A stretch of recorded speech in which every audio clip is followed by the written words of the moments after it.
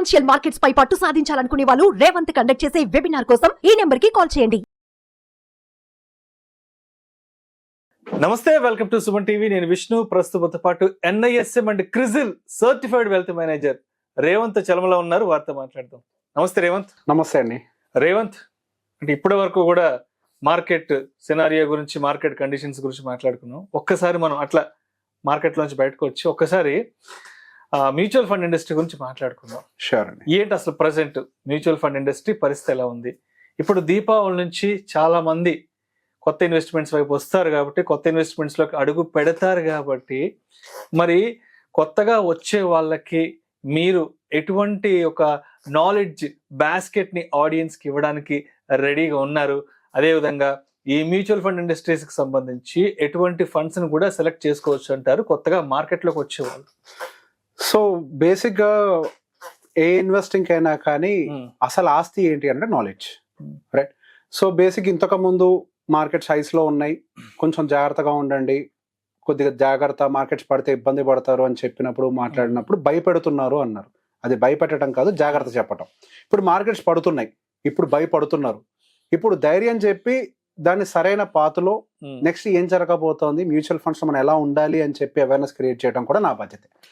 So ఆ బాధ్యతలో భాగం కింద ఇప్పుడు కొత్తగా వస్తున్న ఇన్వెస్టర్లు అయి ఉండొచ్చు, లేకపోతే ఆల్రెడీ ఎగ్జిస్టింగ్ గా ఉన్నటువంటి మ్యూచువల్ ఫండ్ ఇన్వెస్టర్స్ అయి ఉండొచ్చు.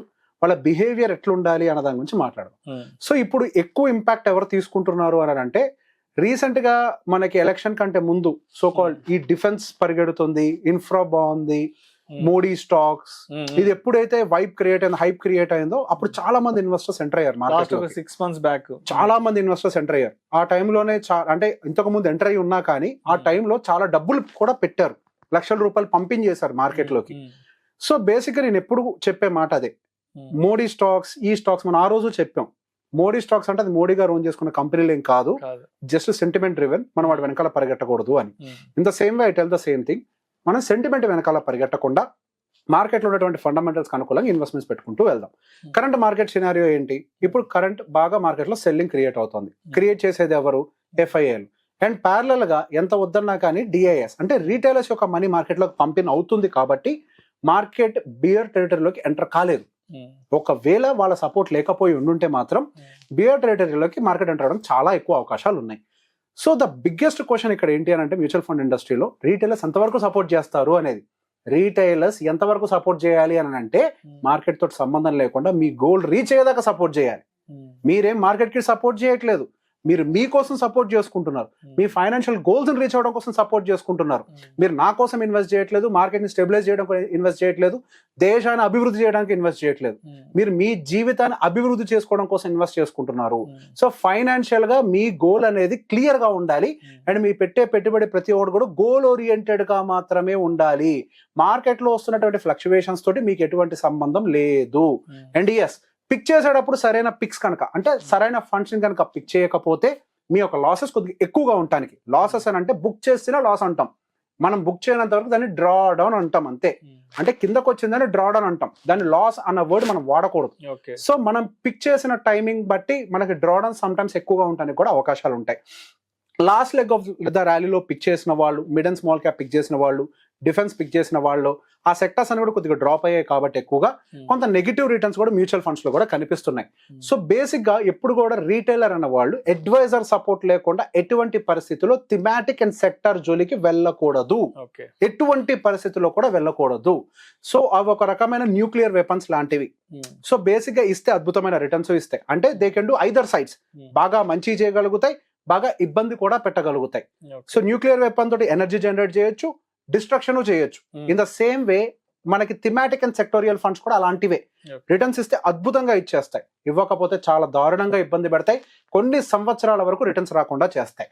సో రీసెంట్ బిహేవియర్ లో మనం అబ్జర్వ్ చేసింది ఏంటంటే, వచ్చిన NFOs లో మెజారిటీ ఆఫ్ ద NFOs అంతా కూడా థిమాటిక్ అండ్ సెక్టోరియల్ రావడం తోటి డబ్బులన్నీ కూడా, అంటే ఇప్పుడు ఎక్కువ ఫ్లోస్ ఎక్కడికి వెళ్తున్నాయి అంటే మిడ్ అండ్ స్మాల్ కంటే కూడా థిమాటిక్ అండ్ సెక్టోరియల్ లోకి మూవ్ చేస్తున్నారు డబ్బుల్ని. ఈ థిమాటిక్ అండ్ సెక్టోరియల్ బిహేవియర్ ని అర్థం చేసుకోకుండా కనుక డబ్బుల్ని మూవ్ చేస్తే మనం ఎక్కువగా లాస్ అవడానికి అవకాశం ఉంటుంది. సో బేసిక్ అడ్వైజర్ లేదు, నాకు రీసెర్చ్ చేయడం కూడా తెలియదు. రీసెర్చ్ అని అంటే ఎవరో యూట్యూబ్ లో చెప్తూ ఉంటారు, నేను స్ట్రిక్ట్ గానే చెప్తున్నా ఈ మాటని, వాళ్ళని ఎవరు సర్టిఫై చేశారు నాలెడ్జ్ ఉందని. నన్ను సెబీ సర్టిఫై చేసింది, వీడికి మ్యూచువల్ ఫండ్ నాలెడ్జ్ ఉంది అని. సెబీ గేవ్ మీ లైసెన్స్, నాకు నాలెడ్జ్ ఉంది అని. వాళ్ళకి ఎవరు సర్టిఫికేషన్ ఇచ్చారు? వాళ్ళు చెప్పే పారామీటర్స్ పక్కకు పెట్టండి. లాస్ట్ 5 year రిటర్న్ చూడండి, 5 star ఉందో చూడండి, టాప్ 5 ని పిక్ చేయండి. ఇదే ఆ పారామీటర్ అంటే? సెబీ గైడ్ లైన్స్ లో రాసుందా? ఎప్పుడైనా చరిత్రలో అలా బాగుపడ్డ వాళ్ళు ఉన్నారని చరిత్రలో రాసుందా? అలా కాదు. మనం పిక్ చేసేటప్పుడు మీకు నిజంగా మార్కెట్ నాలెడ్జ్ ఉంటే, సెక్టోరియల్కి వెళ్ళాలంటే నెక్స్ట్ అప్కమింగ్ 2 to 3 years లో ఏ సెక్టర్ కి ప్రాబబిలిటీ ఉంది, మనం చాలా వీడియోస్ లో చెప్తున్నాం పలానా సెక్టార్స్ బాగుంటాయి అని. ఏ సెక్టార్స్ కి ప్రాబబిలిటీ ఉందో ఆ సెక్టర్ ని పిక్ చేయండి. మీకు రీసెర్చ్ చేయడం రావట్లేదు అనుకోండి, ఇప్పుడున్నటువంటి మార్కెట్ కండిషన్ లో కరెంట్ గా మనకి ఫ్లెక్సీ క్యాప్ అనేది ఒక అద్భుతమైన పిక్. నేను ఓపెన్ గానే చెప్పాను కదా, ఫ్లెక్సీ క్యాప్. సో ఎప్పుడు ఫండ్ పేరు చెప్పరు అని మన వాళ్ళందరూ అంటూ ఉంటారు. నేను కంపెనీ పేరు చెప్పకూడదు. ఈ కంపెనీలో ఫ్లెక్సీ క్యాప్ బాగుంటది, అది బాగుంటది అని నేను చెప్పను. బట్ ఓవరాల్ గా కేటగిరీ వైజ్ గా నేను చెప్పగలను. సో ఫ్లెక్సీ క్యాప్ అనేది ఒక మంచి పిక్ గా మీకు పనికొస్తుంది. అండ్ మల్టీ క్యాప్ కంటే కూడా, మల్టీ క్యాప్ అనేది కొంతవరకు దానికి రెస్ట్రిక్షన్స్ ఉంటాయి. ఫ్లెక్సీ క్యాప్ అనేది ఏంటి అంటే కొద్ది ఫండ్ మేనేజర్ కి ఫ్రీ హ్యాండ్ ఉంటుంది. సో లార్జ్ టు మిడ్ కి చేంజ్ చేసుకోవడానికి కానీ స్మాల్ కి చేంజ్ చేయడానికి Dil have some free hand. And so మనకి ఫ్లెక్సీ క్యాప్ అని ఒక మంచి పిక్ గా ఉంటుంది కాబట్టి దాన్ని పిక్ చేయడానికి ట్రై చేయొచ్చు. అలానే వాల్యూ పిక్స్ అంటే మనకి వాల్యూ ఫండ్స్ అని ఉంటాయి కాంట్రా బేస్డ్, వాటిని కూడా కొంతవరకు పిక్ చేసుకోవడానికి అవకాశం ఉంటుంది. అంతే, లేదు అని అంటే లార్జ్ లో మాత్రమే ఉండండి. మిడ్ అండ్ స్మాల్ ని కొంతకాలం వరకు అవాయిడ్ చేయడం మంచిది. పర్టికులర్ గా 2025 అయ్యేంత వరకు. అంటే మనకి ఇప్పుడే కదా డౌన్ ట్రెండ్ స్టార్ట్ అయింది. ఇది 1 సంవత్సరం ఉంటుందా, సంవత్సరం ఉంటుందా మనకు తెలియదు. ఇమీడియట్ గా రికవర్ అవుద్దా మనకు తెలియదు. ఇమీడియట్ గా రికవర్ అవడానికి ఫండమెంటల్ సపోర్ట్ చేసేలాగా లేవు. ఎందుకంటే కంపెనీ నెంబర్లు బాగోట్లే. కంపెనీ నెంబర్స్ బాగోనంత వరకు ఫండమెంటల్స్ అనేవి ఎప్పుడు రివైవ్ కావు.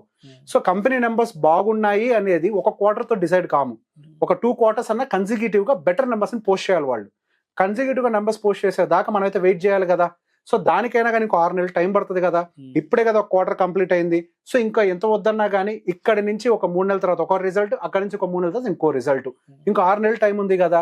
అప్పటి వరకు మిడ్ అండ్ స్మాల్ క్యాప్ జోలికి వెళ్లకుండా కొద్దిగా దూరంగా ఉండి లార్జ్ క్యాప్, ఫ్లెక్సీ క్యాప్ లాంటి వాటి జోలికి వెళ్తే కొద్దో గొప్ప మనకి రిటర్న్స్ అనేవి స్టేబుల్ గా వస్తాయి. ఇప్పుడు కరెంట్ ఉన్న మార్కెట్ సినారియోలో ఇవి మాత్రమే బెటర్ గా వర్క్ చేస్తాయి. సో ఎవరైనా సరే అగ్రెసివ్ గా రిటర్న్ కావాలి, అగ్రెసివ్ గా ఫండ్ పికింగ్ కావాలి అంటే మాత్రం డెఫినెట్ గా అడ్వైజర్ ఒక్కళ్ళే సహకరించగలరు. Because of that knowledge. Again ఇందులో కూడా డిస్క్లైమర్ ఇంకొక మాట కూడా చెప్తున్నాను. సో బేసిక్ అడ్వైజర్ అని అనగానే ఏదో కేవలం 1% కమిషన్ లాగా మాత్రమే చూస్తారు. ఇక్కడ ఒకటే గుర్తుపెట్టుకోవాలి, ఎక్కడైతే నాలెడ్జ్ పూజించబడదో అక్కడ విధ్వంసం జరుగుద్ది. ఇది నిజమా అబద్ధమా? రైట్. అవును. ఇప్పుడు ఒక అడ్వైజర్ కి మీరు ఇచ్చేది ఏదో మీరేమి ఇట్లా విసిరేయట్లేదు నాలెడ్జ్ కోసం. ఈవెన్ ఈ రోజు నాకు జేఎం ఫైనాన్షియల్స్ నుంచి జోనల్ హెడ్స్ వచ్చి కలిసారు. వాళ్ళు ఒకటే మాట అంటారు, మీకు నాలెడ్జ్ ని ట్రాన్స్ఫర్ చేస్తాం, మీరు మీ రీటైల్ మీ ఇన్వెస్టర్స్ కి నాలెడ్జ్ ని ట్రాన్స్ఫర్ చేయాలి, ఇది మన బాధ్యత. సో మీరు పే చేసేది దేనికంటే యాక్చువల్ గా నాలెడ్జ్ కోసం. మీరు నాలెడ్జ్ కోసం మాత్రమే పే చేస్తున్నారు. ఎక్కడైతే నాలెడ్జ్ మీద ప్రైస్ బార్గెనింగ్ జరుగుతుందో అక్కడ అభివృద్ధి జరగదు. ఒకటే మాట గుర్తుపెట్టుకోండి, మన దేశంలో తెలియగల వాళ్ళు ఎవరైనా సరే అడ్వైజరీలో కానీ లేకపోతే విద్యా రంగంలో కానీ టీచర్లుగా వెళ్ళాలి అంటే వెనక్కి అడుగు వేయడానికి ఒక రీజన్ ఏంటి అని అంటే నాలెడ్జ్ మీద బార్గెన్ చేస్తారు. అదే వేరే వెస్టర్న్ కంట్రీస్ లో కానీ మలేషియాలో కానీ మంచి పేస్ వస్తాయి. చాలా మంది ఇక్కడ టీచర్స్ ఉద్యోగం చేసుకునే వాళ్ళు, ప్రొఫెషనల్ గా టీచర్ అంటే ఒక టీచింగ్ వైపు వెళ్ళాలనుకున్న వాళ్ళు ఇండియాతో కంపేర్ చేస్తే అదర్ కంట్రీస్ లో బెటర్ పేస్ ఉంటాయని చెప్పి నాలెడ్జ్ ఉన్న వాళ్ళు కూడా వెళ్ళిపోతున్నారు. రీజన్ ఏంటి అంటే మన దేశంలో బార్గెన్ చేస్తారు నాలెడ్జ్ ని. Knowledge should not be bargain. Knowledge ని గెయిన్ చేసుకోవాలి, లేదా నాలెడ్జ్ ఉన్న వాళ్ళ పక్కన పెట్టుకొని మనం కూడా ఎదుగుతూ పోవాలి. నాలెడ్జ్ దగ్గర బార్గెన్ చేయకండి, అవమానించకండి. ఎక్కడైతే నాలెడ్జ్ అవమానించబడుతుందో అక్కడ అభివృద్ధి జరగదు. అంటే బార్గెయినింగ్ కంటే కూడా ఇంకా ఫ్రీ మాట్లాడితే free free free there is no word called free అండి.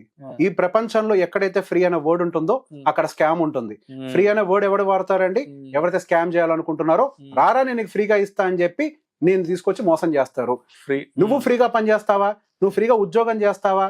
ఏది చేయవు కదా. నీకు ఫ్రీగా వాటర్ రాదు, నీ ఫ్రీగా చెత్త తీయడు, నీకు ఫ్రీగా ఇంట్లో పనమ్మాయి పని చేయదు, కనీసం ఫ్రీగా ఎవరు కనీసం మరుగుదొడ్లు కూడా క్లీన్ చేయరు. మరి ఒక నాలెడ్జ్ ఉన్న పర్సన్ ఫ్రీగా ఎందుకు సర్వీస్ ఇస్తారు? నీలాగే సేమ్ నీలాగే వాడికి ఒక కుటుంబం ఉంటుంది, నీలాగే వాళ్ళకి ఒక పిల్లలు ఉంటారు, నీ పిల్లల్లాగే వాళ్ళ పిల్లలు కూడా స్కూల్కి వెళ్తారు, ఇవన్నీ ఉంటాయి కదా. నీలాగే జరుగుతుంటాయి కాబట్టి వాడికి కొన్ని ఖర్చులు ఉంటాయి కాబట్టి అదేమైనా ప్రత్యేకమైన జీవితం కాదు, మీలాంటి ఒక జీవితమే. మీరు మేబీ సాఫ్ట్వేర్ ఇంజనీర్ గా మీ ప్రొఫెషన్ ఎంచుకున్నారేమో, ఇంకొకడు ఒక అడ్వైజర్ గా వాడి జీవితాన్ని ఎంచుకున్నాడు, అంతే. అది కూడా ఒక ప్రొఫెషన్. రేవంత్, రోడ్డు పక్కన బాత్రూమ్ వెళ్ళడానికి కూడా, ఒంటికో రెంట్కో వెళ్ళడానికి కూడా 5 రూపాయలు 10 రూపాయలు ఎగ్జాక్ట్లీ. ప్రతి ఒక్క దానికి మనం డబ్బులు కడతాం. ఇక్కడే మీరు అర్థం చేసుకోవాలి, మనం ఫ్రీగా వెళ్లాల్సిన యూరినల్స్ కి కూడా డబ్బులు కడుతున్నామే. మరి ఫ్రీ అన్న వర్డ్ మీ నోట్ నుంచి ఎందుకు వస్తుంది? ఈ ప్రపంచంలో ఫ్రీగా ఏది దొరకదు. ఫ్రీ అని ఆఫర్ చేసిన చోట స్కామ్ ఉంటది, అంతకు మించి ఇంకోటి ఉండదు. అవతల వాడు ఫ్రీగా ఇస్తున్నాడంటే ఏదో ఆశించి ఏదో లాక్కోవడానికే ఇస్తాడు. అంతే. ఉచితం అనేది పెద్ద దరిద్రం. అది అసలు ఉచితమైన కాన్సెప్ట్ లేదు. ఎవరు చేస్తారు ఉచితంగా? There is no concept of free. Even మనకి భగవద్గీత ఉన్న రోజుల నుంచి ఉచితంగా ఎవరైనా పనిచేసిన వాళ్ళు ఉన్నారా? పనిచేసిన వాడికి కూడా ఏదో 4 గింజలు ఇచ్చి పంపిస్తారు. There is no free. అప్పట్లో డబ్బులు లేవేమో, వస్తువులు ఇచ్చి పంపించేవాళ్ళు. There is no free. ఈ వీడియోస్ కింద కామెంట్లు పెడుతుంటారు, ఫ్రీగా చెప్పొచ్చు కదా, ఫ్రీగా చెప్పొచ్చు కదా అని. ఏ హోటల్కి వెళ్ళి భోజనం చేసేసి మాకు ఫ్రీగా భోజనం పెట్టచ్చు కదా అంటే హోటల్ ఊరుకుంటాడా?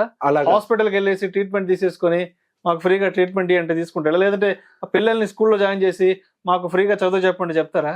సార్, మీకు నాలెడ్జ్ కోసం రూపాయి ఖర్చు పెట్టడానికి నొప్పి ఉంటే నాలెడ్జ్ తీసుకోవడానికి మనకు అర్హత లేదు. అసలు దాని వైపు వెళ్ళాల్సిన అర్హత లేదు.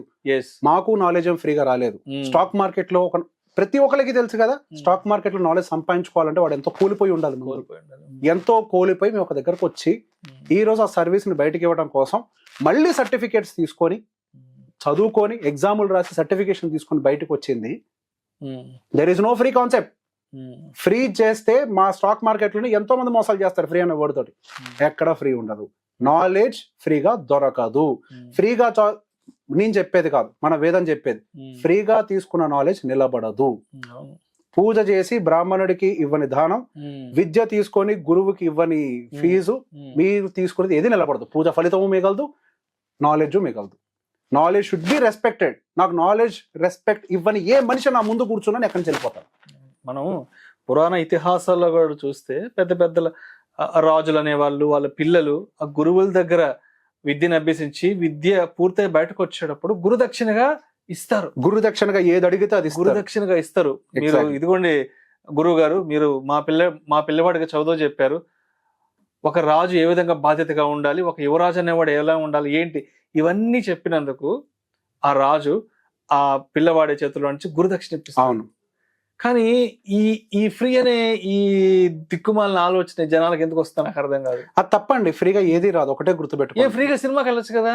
ఏది రాదండి, ఏది రాదు. ఒకటే మాట అడుగుతాను, మీరేమన్నా నా దగ్గరకు వచ్చి సమాజ సేవ చేయడం కోసం నన్ను ఏమన్నా అడుగుతున్నారా కాంట్రిబ్యూషన్? మీరు డబ్బులు సంపాదించుకోవడం కోసం వచ్చి నన్ను అడుగుతున్నారు. మీరు నా నాలెడ్జ్ తో డబ్బులు సంపాదించుకుంటారు, మీరు మాకు ఫీజు చెల్లించము అని అంటే ధర్మమా? అది ధర్మమా?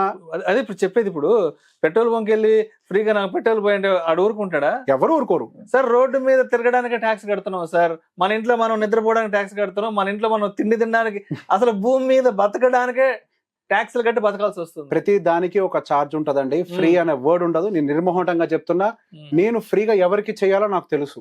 అంత క్లిష్ట పరిస్థితిలో ఉన్న నేను వాళ్ళతోటి మాట్లాడి నేను ఫ్రీగా వాళ్ళకి చేస్తాను. డబ్బులు కట్టగలిగి కూడా తప్పది. ఇంకొంతమంది ఫ్రీ బ్యాచ్ ఉంటారు. ఏది నీ ప్రాఫిట్ అండ్ లాస్ కూడా చూపించు. నువ్వెవరు? వాడేవాడు అసలు? నువ్వెవరు? నేను నా ట్రేడింగ్ కి సంబంధించి ట్రైనింగ్ ఇస్తున్నానా? లేదు. ప్రాఫిట్ అండ్ లాస్ అవసరం. ఇప్పుడు నేను ట్రేడర్ అండి, నేను నీకేమన్నా ట్రైనింగ్ ఇస్తున్నానా? నేను ప్రూవ్ చేసుకోవడానికి నేను ట్రైనింగ్ ఇస్తున్నానా? ఒక ప్రాఫిట్ అండ్ లాస్ అనేది మనకు ఒక మాట ఉందండి, మగవాడి సంపాదన ఆడవాళ్ళ వయసు అడగకూడదు. నువ్వెవరు నా ప్రాఫిట్ అండ్ లాస్ పబ్లిక్ గా పెట్టమంటానికి? నేను నీకు డబ్బులు తీసుకొని ట్రైనింగ్ ఇచ్చానా? నాకేమైనా ఇన్స్టిట్యూట్ ఉందా బయట? నాకు లేదు కదా. నేను ఎందులో మాత్రం మాట్లాడుతున్నాను?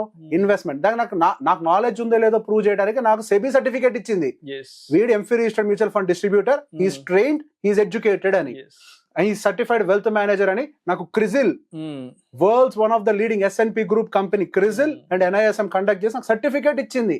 వీడు చదువుకున్నాడు, పాస్ అయ్యాడు అని. అది కాదు అడగాల్సింది. నా ప్రాఫిట్ అండ్ లాస్ సరే సింపుల్ గా చెప్పనా, అదొక కుతూహలం అంతే. నిన్న ఎవడో ఒకటి కామెంట్ పెట్టాడు, ఈ రేవంత్ కి యాటిట్యూడ్ ఎక్కువ, పొగరు ఎక్కువ అంట. వాడికి ఎందుకు సార్? అది మనం ఇక్కడ అంటే అవతల వాళ్ళు ఏం చెప్తున్నారు అది వినాలి గాని, అంటే అసలు వాడు ఎవడు మనం ఏంటని జడ్జ్ చేయడానికి? వాడు సార్ అక్కడ జడ్జి కాదండి, కాన్ఫిడెన్స్ తో మాట్లాడితే యాటిట్యూడ్ లాగా కనిపిస్తుంది. నాలెడ్జ్ ఉన్న చోట ఎప్పుడైనా కాన్ఫిడెన్స్ ఉంటుంది. I'm very confident that I have knowledge. Sincerity, honest. నేను కాన్ఫిడెంట్ గా మాట్లాడుతున్నాను, యాటిట్యూడ్ తోటి చెప్పట్లేదు. I'm very confident. నేను అక్కడ చదివి ప్రతిరోజు పొద్దున 9 గంటల నుంచి 3 గంటల దాకా మార్కెట్ లో ఉండి ప్రతి క్యాండిల్ మూమెంట్ లో ఏం జరుగుతుందో గమనించి ఇక్కడికి వచ్చి నేను చెప్తున్నాను. నేను మార్కెట్ లో ఉండేవాడిని, నాలెడ్జ్ తోటి మీ దగ్గరకు వచ్చాను. నాలెడ్జ్ ఉన్న చోట కాన్ఫిడెన్స్ ఉంటది కదా, నాలెడ్జ్ లేని చోట నేను భయపడాలి. నాలెడ్జ్ ఉన్నప్పుడు నాకెందుకు భయం? కాన్ఫిడెన్సే వాళ్ళకి అటిట్యూడ్ లాగా కనిపిస్తుంది, అది చూసే చూపులో లోపం. Right. Thank you so much Revanth. Thank you అండి.